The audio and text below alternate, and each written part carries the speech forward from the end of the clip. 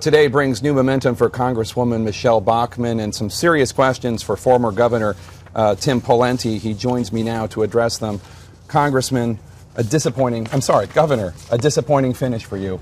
What went wrong? Well, it was disappointing, but let me first say, Jake, this has been an incredible process. It's been a great honor for Mary and me and our team to convey the message of trying to get this country back on track, and I think it is off track, but bringing my record forward as a two-term governor of a blue state, doing things like getting government spending under control, doing health care reform the right way, and much more. But obviously that message didn't get the kind of traction or lift that we needed and hoped for coming into the and out of the Ames straw poll. We needed to get some lift to continue on and to have a pathway forward. That didn't happen, so I'm announcing this morning on your show that I'm going to be ending my campaign for president. But I'm very, very grateful for the people of Iowa, the people of this country who I had a chance to make my case to, and for my supporters and staff and friends who've been so loyal and helpful. I really appreciate all of them. I wish it would have been different, but obviously the pathway forward for me doesn't really exist, and so we're going to end the campaign. What do you think went wrong? You're a popular two-term governor from a neighboring state. You had a lot of organization. You had some money at one point. Why couldn't you sell the dog food here? Well, I hope it's better than dog food, Jake. It's the filet. Why couldn't you sell it? Well, there's a lot of factors that go into a successful campaign. Obviously, we had some success raising money, but we needed to continue that, and Ames was a benchmark for that. And if we didn't do well in Ames, we weren't going to have the fuel and to keep the car going down the road.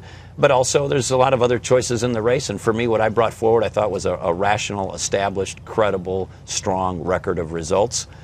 Based on experience governing two-term governors of a blue state, but I think the audience, so to speak, was looking for something different. Well, that is a question about today's Republican Party. Do you think that they're not looking for somebody that has worked with Democrats? Do you think they're not looking for someone that has results? You've derided those people who are voting for entertainers as opposed to people who can lead.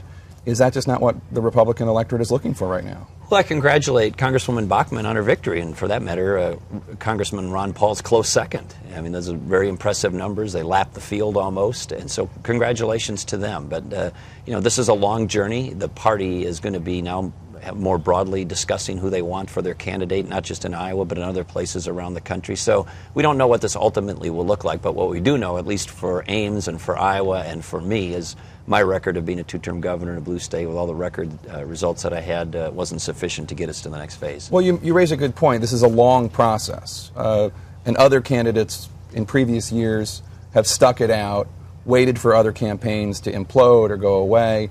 I think that there are a lot of people who wonder if Rick Perry is really all that the hype says he is, that wonder if Congresswoman Bachmann can go the distance. Why not stick it out? Well, because we needed to get some lift. I'm from a small state. I don't have a big national financial network or political network, and so I think the measure of us in this phase was really, can you get some lift out of Ames to get the ante, if you will, to get to the next round, and that didn't happen. And unfortunately, I wish it would have. It didn't happen. But even at a minimal level, you need to make sure that you've got that kind of ability to continue on and hopefully get some momentum. But that pathway doesn't appear available to me.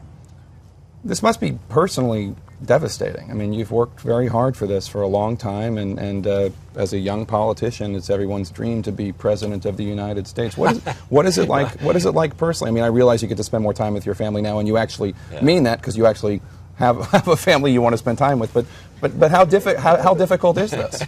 Well, first of all, I'm not so young anymore. I've turned 50, and I'm feeling the years there. But beyond that, it's not that difficult. I'm doing this because I love this country, and I want to defeat Barack Obama because I think he's got it on the wrong course. But I don't get my identity or my sense of worth or my values or my faith from politics. I first get it from my personal faith in God, and then I believe in this country. I love this country. I believe I can make a contribution to it. I thought I would have been a great president. But obviously that pathway for now isn't there. You've said in the past that the Republican Party needs to be careful in not be reckless in choosing the nominee. Do you think Michelle Bachmann would be a reckless pick?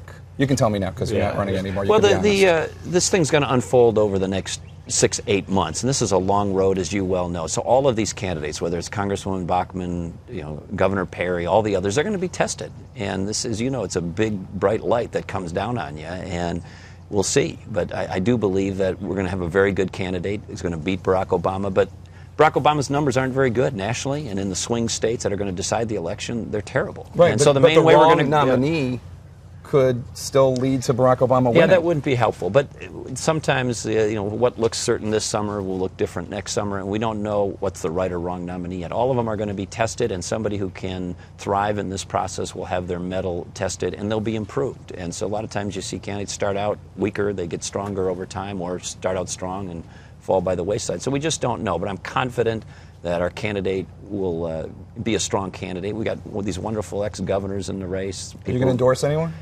Probably eventually, but not anytime soon. Would you be willing to consider being a vice president to one of these nominees? No, I've been down that road before. That's not something I'm even going to consider.